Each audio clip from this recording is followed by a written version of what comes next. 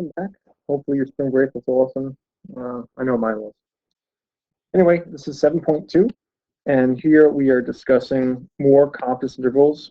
Still, we're doing confidence intervals for the mean. Difference here is that sigma, the population standard deviation, is unknown, which introduces a little bit more uncertainty, a little more error, if you want to think of it like that. So we don't use the normal distribution. We don't use the Z distribution. We use something called a T distribution. So you can think about the T distribution as simply being like normal distribution, but just a little bit fatter, like a little bit more room for error, right? So if I have a bigger interval, I'm going to capture more values. That's going to be a safer bet. You know what I mean? I'll show you what I mean. So, well, first let's define it real quick. The T distribution is similar to the Z distribution, which is just the normal distribution. Okay, but it's used when sigma is unknown, which, if you think about it, is really the majority of cases. When talking about probability, chances are, and you're doing these sorts of analyses, chances are you don't know the population statistics. I should say parameters. You have to take samples and calculate statistics for them, and then use those to maybe make predictions about the population. So this is wide and far the more common situation that you'll encounter out there in the quote-unquote real world. Anyway, also we use it when n is less than 30, right? Because if you have a lot of data points, then you can be more confident in your estimate, in your interval, right? But if you have a small sample, you're going to want to use a fatter distribution, right, that encompasses more values, because you're going to be less certain about your calculations because you have so few data points to base your estimation off of. This is how I reason myself through it. Okay. So let's take a look. Well, before I do that, let's actually take a look at what the distribution looks like. So here's a little GeoGebra applet some student put together. So what you have here in this like orange color is the T distribution. I think it's called student because it was actually like that was the guy's name, student, who came up with it. And then what you have here in this like dotted purple is the normal distribution. Okay, so as my degrees of freedom get smaller, you'll notice that my T distribution is fatter, right? It's going to have a larger interval. As my degrees of freedom increase, you'll notice that it becomes more and more like the normal distribution. So the degrees of freedom we'll talk about, but it's essentially just one less than your sample size. Okay?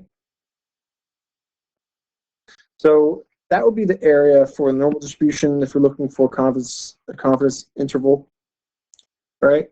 And then you'll see that this is the other distribution area is there.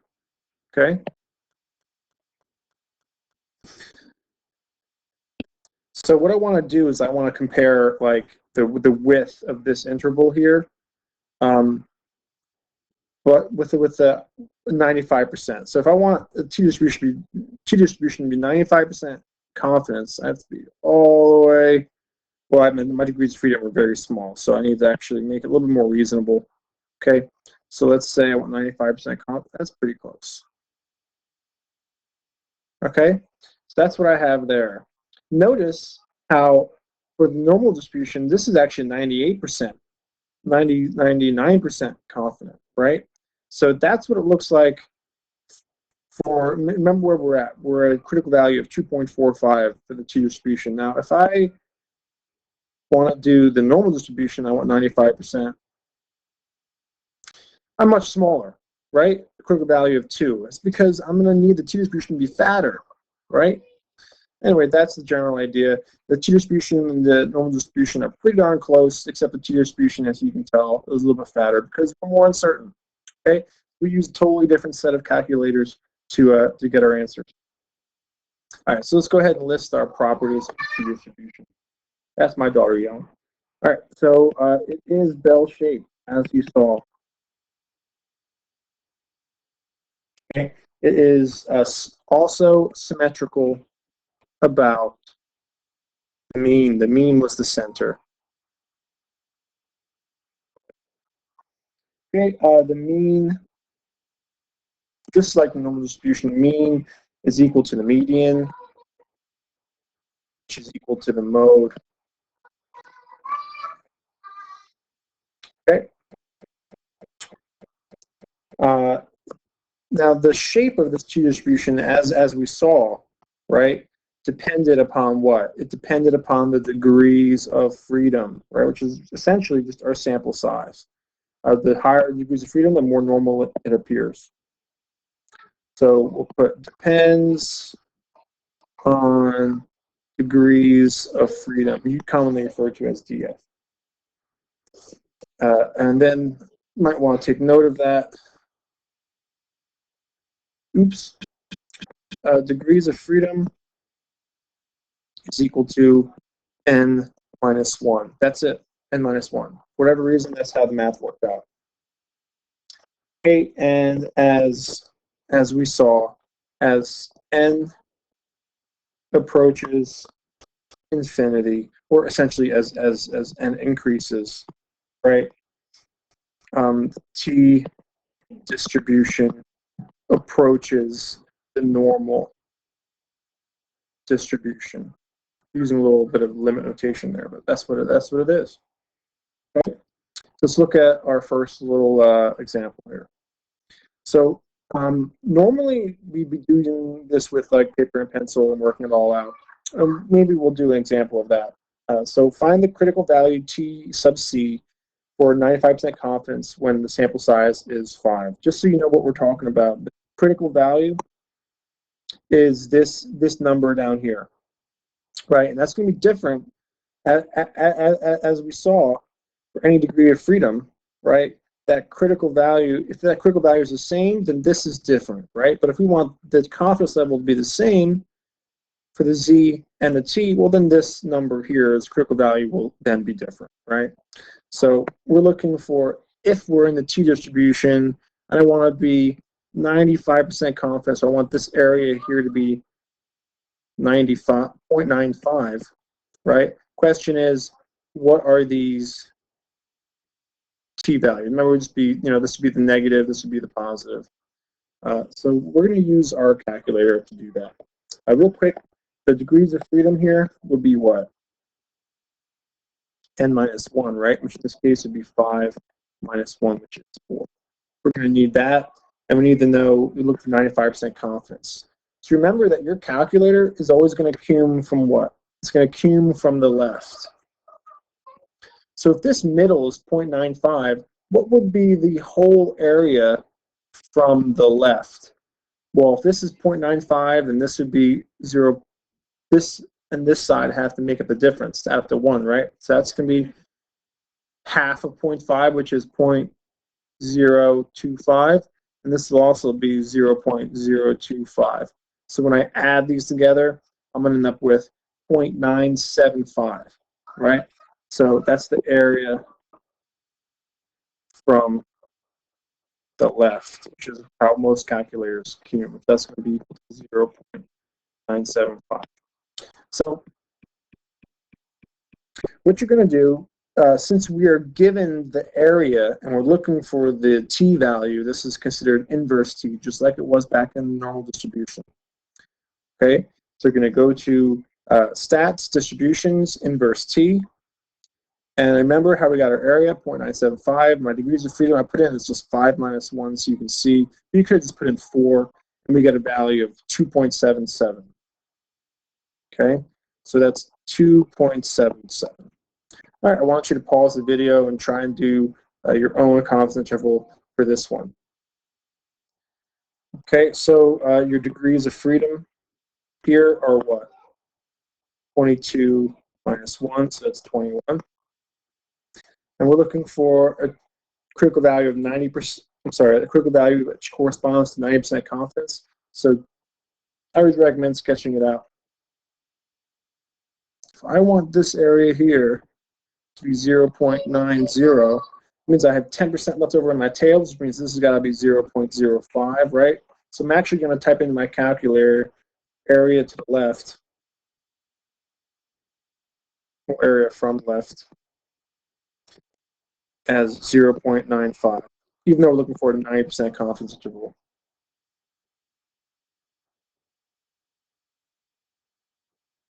All right, so go ahead and throw that into your calculators, and you should get a critical value of about 1.72. Okay? Let's keep it going. Now, this margin of error, what I'm taking here, I take my sample mean and I add and subtract something to that to get my interval, right? Which hopefully captures the mean with a certain level of confidence. Now, this is different from the previous section because we don't know what the population standard deviation is. We only know what the sample standard deviation is, right? So that margin of error here is going to be some critical value from your t distribution, just like it was before, except that now it's t, not z, times your standard deviation divided by your square root of n. So this is exactly the same as it was before, except this is t now, not z, and this is s and not sigma. Okay, so we'll do one calculation with that by hand, and then we're just going to end up using the calculator because why not? Okay, guess that must be on the next. Okay.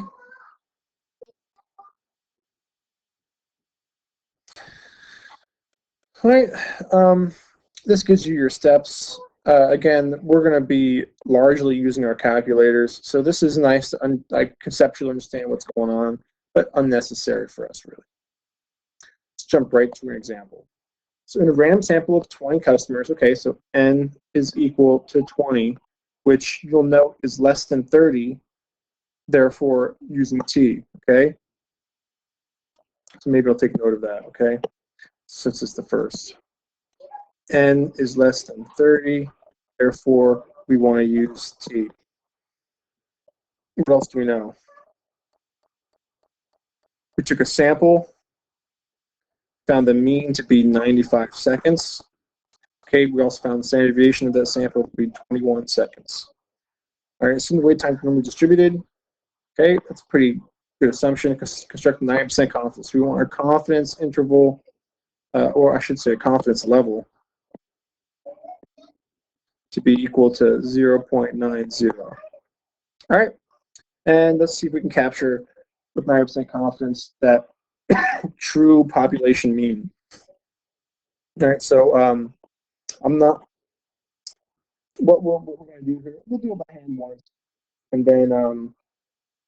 then we'll just use our calculator. Okay, so if I want my confidence level to be 90%, then learned from the previous slide that the area to the left is going to be 0.95. So you want to go use your inverse t calculator and get a critical value of 1.729.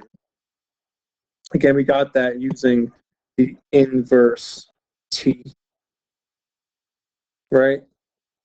At a confidence level of 0.95. I'm sorry, I shouldn't have said confidence level.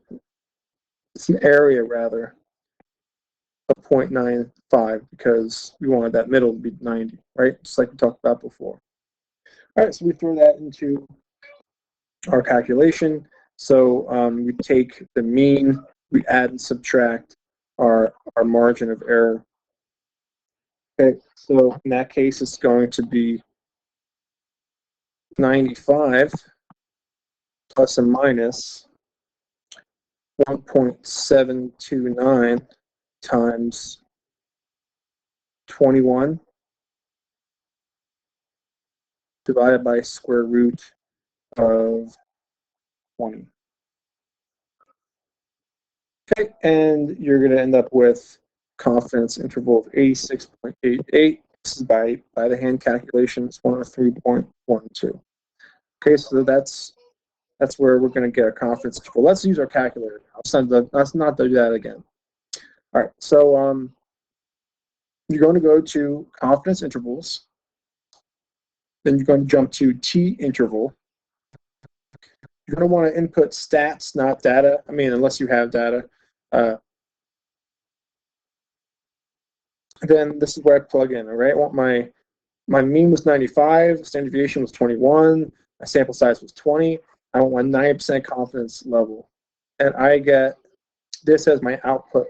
So here's my lower, and here's my upper. And how's that compare? Pretty darn, actually exactly the same there. So in that case, it's the same. All right, so we won't do that again. We'll just use our calculator from that one. Let's do this one together. All right, again, I want you to pause it and see what you can do with it, okay? All right, so you randomly select 16 coffee shots, measure temperature of the coffee sold at each. Sounds like fun. The sample mean temperature is 162 degrees Fahrenheit. Okay, so sample mean, 162.0. Sample standard deviation is 10. We want a confidence level of 0.95. All right, so what we have to do is go ahead and throw that into our calculators. And you should have gotten interval of 156.67 and 167.33, unless I made a mistake, which is possible. So just to, again, put it in context here, we are 95% confident that the true population mean lies in between this interval. Okay? All right, I think most of the practice problems look exactly like that. You're not going to get much variation. So that's that. Nice, easy one. Okay, so take your notes. I want you to practice some of the problems in the practice set that's attached. Compare them with the solutions that are posted.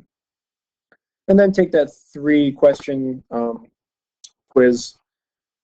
It's not a quiz. It's going to be like a little homework. And then next week, I'll give you legit practice homework on it. Okay? All right. Good stuff.